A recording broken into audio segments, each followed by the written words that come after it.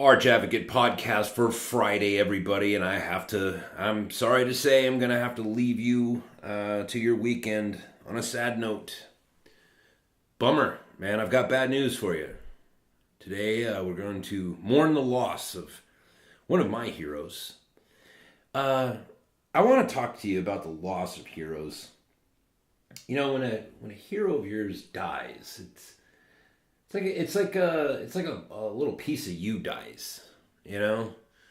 Like when Frank Sinatra died, it was like, I never met the guy, wasn't my friend, but man, you know, his music spoke to me. There was a sadness to his sad songs, and there was a happiness to his happy songs. There was something that he could make you feel when he was singing. It's like that song "The Ride" by Cohen. What's that guy's name? Not Cohen. David Allen Coe. Sorry, The Ride. Right? It's a story about. It's a fictional story about this guy he was hitchhiking on his way to Alabama, and gets picked up by a ghost, the ghost of Hank Williams, and he says. Brother, can you make... Wait a minute, how does it go? Brother, can you make folks cry when you play and sing? Have you paid your dues? Can you moan the blues? Can you bend them guitar strings? Brother, can you make folks feel what you feel inside? 'Cause if you're big star bound, let me tell you, it's a long, hard ride. David Allen Coe. The Ride. You guys should check it out. It's a good song. You know what I mean? Like when somebody has creative ability, and they've decided to take their life and just dive into that thing, like Hank Williams did, Senior, of course, like Frank Sinatra or whoever. When somebody does that, it's like when you see that person performing their craft. It resonates, doesn't it? It speaks to you, and it should. That's the supernatural power of it. That's the metaphysical side of it, right? Now, for me, as a man, I no longer do as much laughing as I used to, right? There were some things that happened in my life. Just along the journey, a number of things, not just one thing, but a number of things that kind of stole my ability to laugh. I used to laugh a lot when I was a kid, but I don't laugh as much as I used to, and that's a problem for me. Like that's a thing that when I review my life, when I'm in my introspection, I look at my life and I think, you know what, man, that's probably a problem. That's probably something I should look into. And because of that, I purposely spend a fair amount of time listening to stand-up comedy. And I'll sit there, like if you ever, get a chance to meet me, like I'll just sit there and watch, and I will be expressionless. Because most comedy is more akin to like prophecy. You know what I mean? Nowadays. It's not just one-liners, take my wife, please, but it's not that anymore. Ever since Richard Pryor came along, like comedy has changed into a storytelling thing. And these people have the ability to tell stories in such a way that it allows us as people, as participants in a society to look at our faults and laugh at them, and that's a powerful thing. It's a powerful thing. What who was it that did all those like Blazing Saddles and History of the World and the producers? I'm looking at his face in my mind right now. I can't think of his name. God help me. You know who I'm talking about. But he wouldn't be able to produce his movies today, right? Because they were horribly racist and horribly sexist. They were awful, right? But that's why they were funny. and the world, this guy comes along, this little Jewish man. Hold on one second. You know what? I'll edit this out, but I can't. I don't know why I'm blanking on his name, but Mel Brooks. Sorry, didn't even have to type it in. Mel Brooks, right? Here comes this genius, Mel Brooks, little Jewish guy, right? He's an old Jewish guy. So like, when you hear Jews talking about, oh, like my great grandparents were in the Holocaust, it's like, no. Like Mel Brooks, like he actually knew people and was close to people, like knew them very well, like people that were actually, trying to escape Europe during that time. Like he was tied in directly to all that. It's not like when you have your Jewish friends that are in their 30s and they're like, yeah, my great-grandparents or my grandparents. Like, dude, you didn't know those people. You weren't close to those people. Don't quit trying to, it's like stolen valor. That's what you're trying to do. You're trying to take their suffering and add it to yourself. It's like, that's garbage. Not Mel Brooks, though. No, he was close to that suffering. And so when he did movies mocking Nazis, you know what I mean? Have you ever watched The Producers?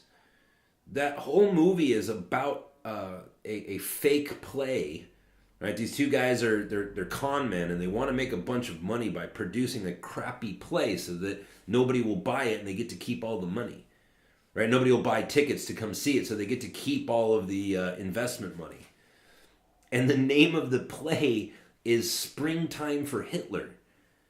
Do you understand that? Like there's something very important about that work that is known as The Producers.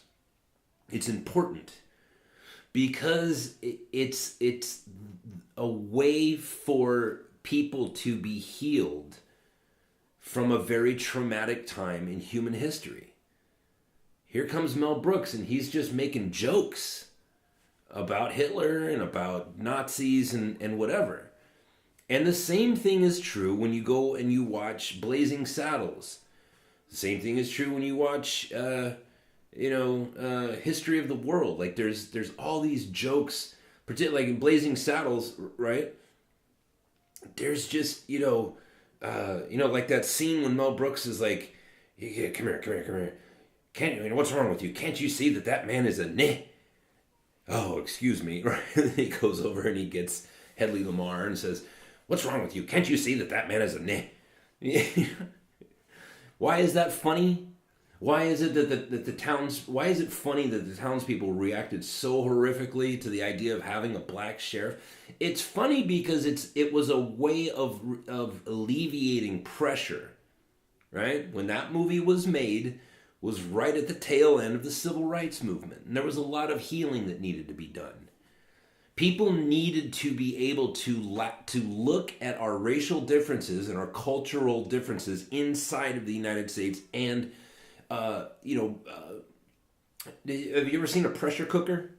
When you're done cooking the thing in the pressure cooker, you can't just take the lid off. You have to flip the little thing open. Right? There's a little, valve on top, and you flip that thing open, and all the pressure comes out, and it doesn't explode. And that's what comedy does. That's like the importance of comedy. Is it gives you an en route. Gives you a path into diving into the darkness inside of you and showering it with laughter so that you can think more clearly about that thing. And when Mel Brooks did those movies, it wasn't just that it was hilarious. There's a reason why it was hilarious. It was hilarious because it was topical. Mel Brooks, when he did The Producers, like everybody that was alive back then either participated in the Second World War or was related to somebody who did. And here comes this little Jewish man making all these Nazi jokes. Do you see why that's important? And so when I watch those movies, man, I laugh because it's like, man, there's so much trauma being showered in laughter here so that we can all think about it and be like, oh yeah, that is silly. That I guess in a certain way that segregation looks as silly as the townspeople in Blazing Saddles. And then when the black sheriff pulls the gun on himself, and the lady screams like, "Isn't somebody going to help that poor man out?" You know what I mean? It's hilarious. And so I guess what I was saying is, stand-up comics, man. I listen to Bill Burr. I'll listen to Joe Rogan. I'll listen to, there's all kinds of stand-ups that I'll listen to or watch their specials or what have you. And I'm grateful because every once in a while, not always, but every once in a while, somebody will say something that will make me laugh so hard that it will literally, not figuratively, put me on the floor with tears streaming down my face. I remember when I was watching Killing Him Softly by Dave Chappelle, and he did the joke about, of course, young lady, you're not a whore, but you are wearing a whore's uniform. That joke literally made me cry.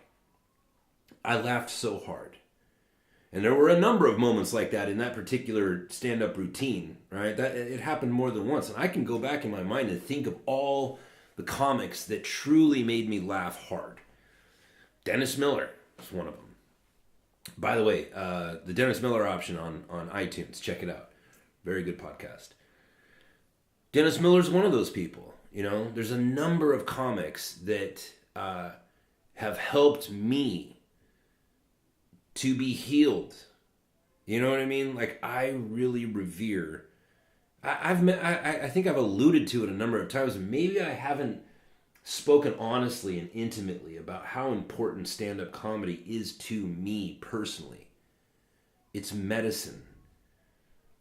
It's medicine to be able to look at ourselves, look at our predicament, and to take those twisted and difficult and confusing thoughts and give them an immediate jolt of dopamine and epinephrine and all the good chemicals that you have in your brain, in your body, that are there to help you to think.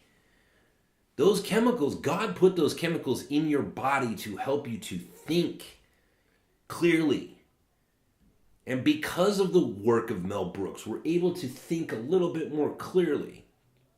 And the people that saw that movie when that movie came out, in the times that it was released in, it helped those people, that generation, to think clearly, by way of being able to laugh at themselves and being given permission to laugh at other people's cultures and realize, like, oh, I guess we're all ridiculous.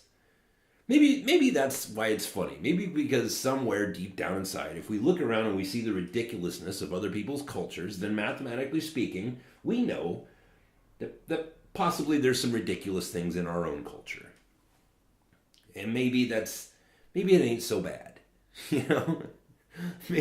Maybe that's the way through it, is just being able to admit, like, yeah, I guess we're all a little ridiculous. Maybe I should just continue my efforts to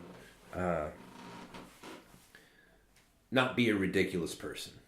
So all that being said, we have lost one of the greats, one of the great comedians, a comedian who has made me laugh on a number of occasions. Somebody that I always looked forward to seeing the little clips on YouTube from him, in anticipation of laughter. And I'm really feeling the loss today of an Australian comic. Of course, I'm speaking of Jim Jeffries. Rest in peace, Jim Jeffries. Jim Jeffries died yesterday, March 21st, 2019. Now, you may be asking yourself, well, Pete, why isn't that I didn't hear anything about this? I too like Jim Jeffries. Well, that's because he's not actually dead in real life. He's just dead to me. He can go fishing with Fredo. You're dead to me. Yes, I did just steal that from Dennis Miller. You say, Pete, why would you steal a comedic line from Dennis Miller, man? What do you mean? It's funny. Why wouldn't I steal it? People need to laugh, man. You think I'm a comedic genius? I am not. That I can assure you. So I have to steal other comedians' material and repeat it. Why? Because I sincerely wish laughter for you. And since I can't do it on my own, I'm just going to have to steal it from Dennis Miller. And Dennis Miller said, you can go fishing with Fredo because you're dead to me. Jim Jeffries is dead to me. Jim Jeffries had Avi Yamini on his show. And in case you don't know who Avi Yamini is, he's a little Jewish guy who's he's peculiar in the sense is that he's Australian. So he's this little Jewish guy. By the way, he's, I say little, I mean he's short in stature, but he's built like a Mossad agent, right? He's built like a brick shit house. I'm sure he can handle his own. And he wears a yarmulke and whatever. And it's cute and endearing because he has a full-on Australian accent. So it's really kind of funny to hear that noise coming out of that person. And he had Avi Yamini on and to talk to him about, Muslim integration to Australia and whatever. And unbeknownst to Jim Jeffries, Avi Yamini was recording the whole interview on his phone. And Jim Jeffries and the producers of that show decided to edit the entire interview in a way that makes Avi Yamini look like an absolute monster. And thank God, that Avi Yamini had the presence of mind to record the whole thing and to publish it, to put it out there. Because, by the way, Avi Yamini's probably going to get sued. He's probably going to get sued, right? Probably get sued and probably lose, for doing that. I mean, I'm hoping that he also had the presence of mind to have his contracts in order before he sat down with Jim Jeffries. But he's probably this probably isn't going to go well for Avi. But the fact is that now we can all see the truth. We can all see what actually happened. What words were actually spoken. And the thing about this is that it really, I was being dramatic earlier, but this really does kind of hurt me. Because now this guy who's very funny, Jim Jeffries was very funny. He's dead to me now. I'll never click on one of his links. I'll still listen to him if it's like an accident, like if he goes on Joe Rogan or something. I'll listen to the whole thing, but I'm never gonna watch like his stand up. I'm never gonna watch clips of him on Comedy Central anymore. And why? Because he has a very important job, in my opinion. I'm not kidding when I say that I believe that the station of a stand-up comic is almost to the level, you guys know how I hate that word level, but it's almost on the same level as a prophet, right? A prophet has a job of speaking on behalf of God, right? A lot of people think that a prophet's job is to predict the future. It's not really. I mean, that's part of it, kind of, but it's not. It's a prophet's job is to hear from God and tell everybody what God said. And everybody is to some degree is required to have a bit of the prophetic working. We're all supposed to hear from God. And when the people get too deaf, when the people get too stiff-necked that they can't turn their ear towards heaven anymore, God sends in prophets. Right? Tells the prophet, okay, listen, I want you to go tell the people this thing. Right? Comedians, to me, have that sort of like almost on the verge of like holy responsibility to illuminate the times. Right? And when a prophet is found to be false,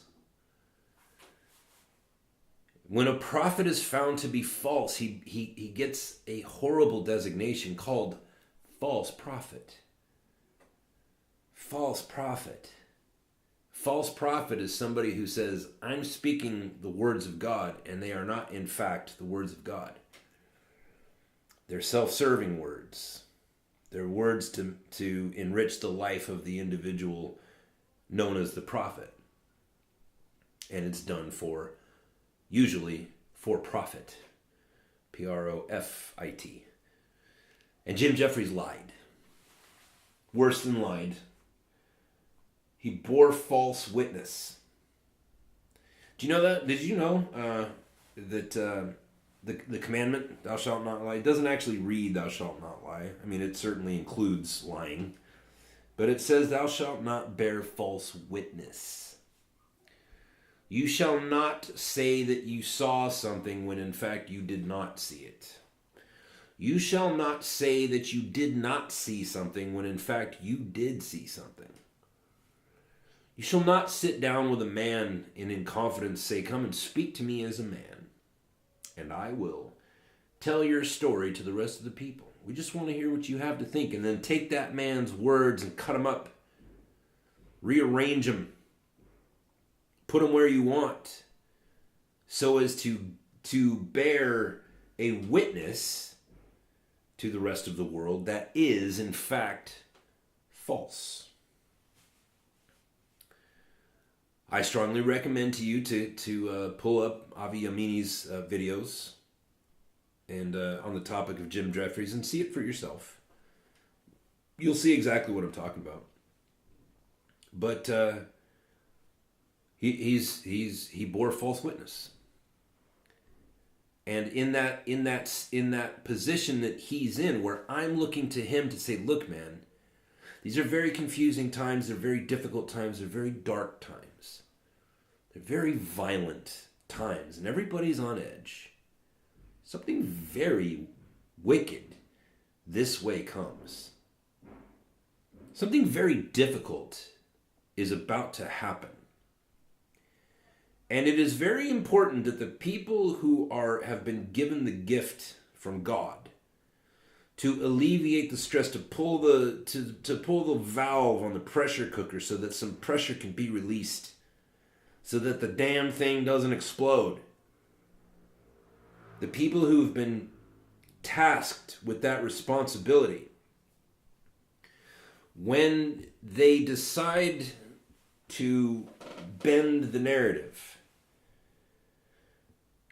and forge and foster the narrative and incubate it, breathe life into it, into a false narrative, then you become an enemy of humanity.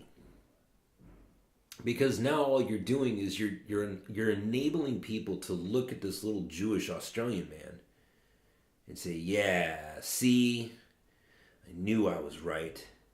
Everybody who's a conservative, everybody who has a voice to speak concern to whatever it is that we're talking about, be it mass immigration, which is Avi Yamini's, it's kind of one of his big things, or the welfare state, or the military-industrial complex, or voter fraud, voter registration fraud,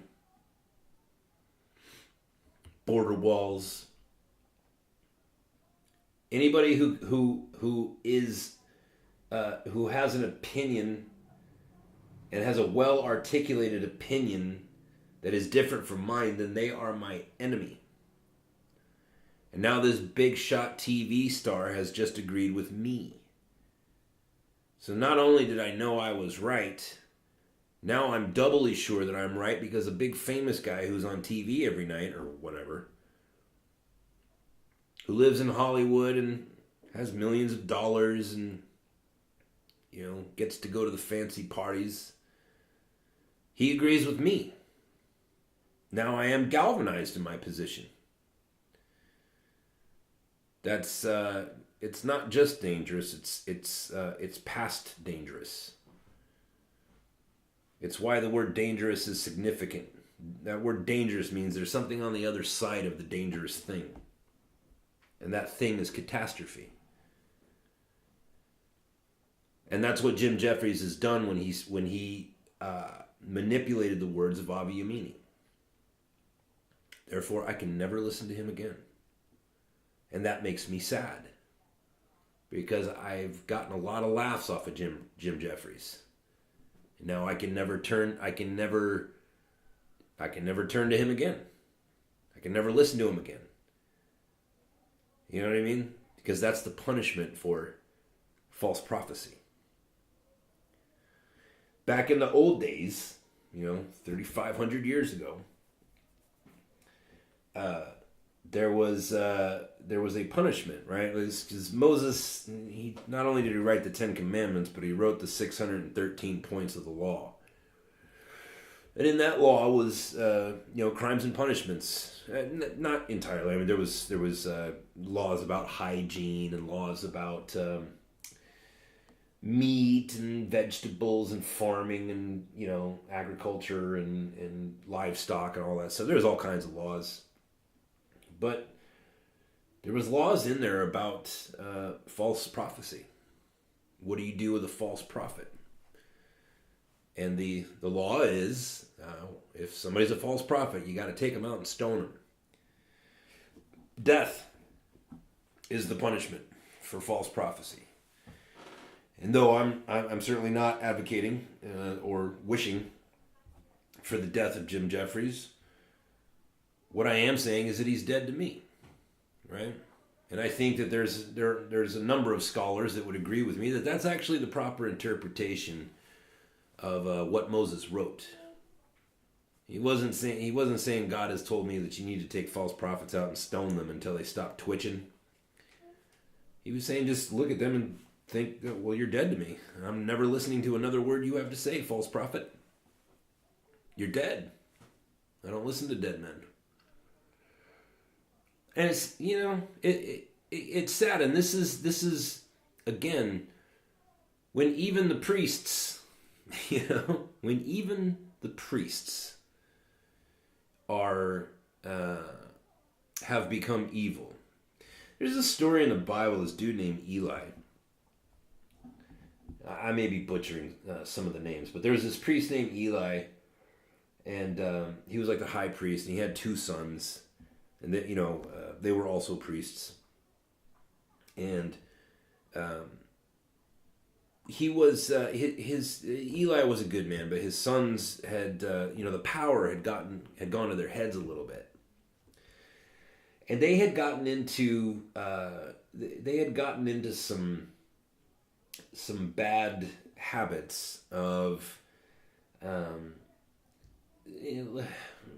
without going into too much detail, and this is, for those of you who are actually scholars on this thing, forgive me for oversimplifying, but one of the things that they were doing is they were stealing the sacrificial meat that people were bringing in to sacrifice to God, and they were putting conditions on people like, well, I don't want you to boil meat and give it to God. I want you to roast it because I'm hungry for roasted meat. And they were also having sex with a lot of the young ladies because they're like, well, we're priests, we're holy men, and this is kind of something that's owed to us and whatever. Like they were taking bribes and money and that sort of thing. And God told Eli, he said, listen, you gotta get your sons in check. They're disrespecting the game, man. And those are your boys, so it's up to you. And Eli didn't do it. And long story short, God killed Eli. And actually, I don't remember what happened to his sons. But that's what I'm saying is when the priests are corrupt, then what? What do you do then?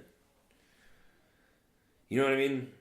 For those of you who are fans of stand-up comedy, like when the people whose job it is to deliver the spoken word of truth to power, and they are there to do it in such a way so that we can all feel relieved and we can all know that we're not alone.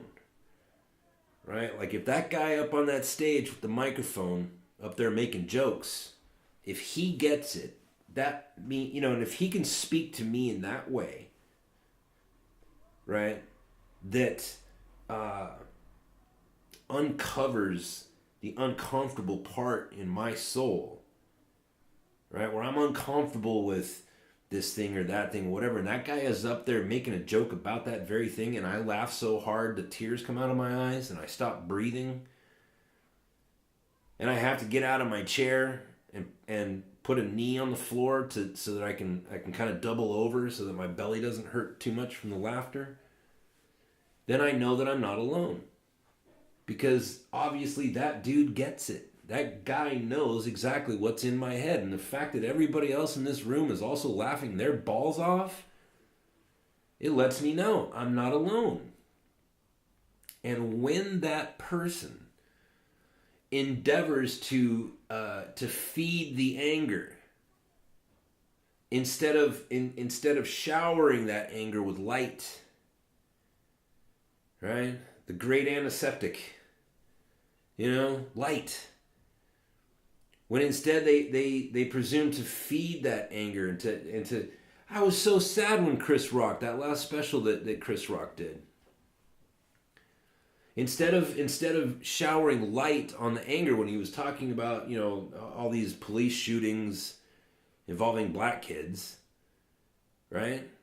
Now listen, I'm not, I know what the facts are in those cases. Most of them, right? But either way, it doesn't matter. It doesn't matter who you are. No matter what, that's a hell of a thing. We don't hire police to shoot people. We hire police to make sure that people don't get shot. And when there's police shootings, it makes us all a little nervous, right? It doesn't matter that they have a badge. It doesn't matter even if they were justified, which I believe most of those police shootings were. Most of those police shootings that we saw, they were all justified for the most part. There's a few in there that are questionable, but for the most, but still, it's like even in a justified one, it's like, man, that's a war that's going on my soil. That makes me nervous. And when Chris Rock started his little stand-up comedy saying like more white kids need to get shot, it's like, oh, you're not peeling back the veil so that light can come in. You're feeding my nervousness. You're feeding my anger. Why are you doing that? I need somebody to release the valve, let some of the pressure off. And you know what I mean? It's important work. And when I saw that from Chris Rock, I was so sad because there were so many times when Chris Rock said things, man, that just resonate. You remember Chris Rock? He's like, there's black people, and then there's niggas. And niggas gotta go. Remember that? Everybody laughed. Because as white people, we were all looking going, okay, so the black people know too. That's the way I feel. I have my black friends. I have my black coworkers. And then there's there's other people that are of the same skin color that it's like, they're niggas. And niggas gotta go. And we all laughed because it released the valve. Like, oh, okay, Chris Rock knows. Right?